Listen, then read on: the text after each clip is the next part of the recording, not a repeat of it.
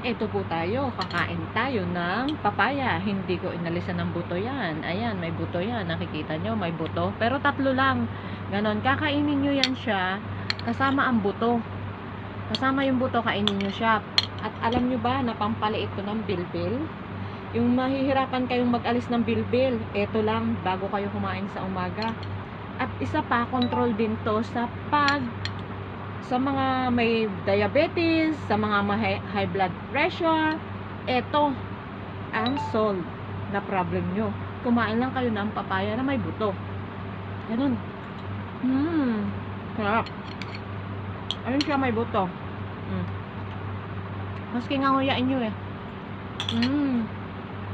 Pampalit ng bilbil. Masarap naman yung buto, parang paminta. Masarap siya. Basta tatlong buto lang.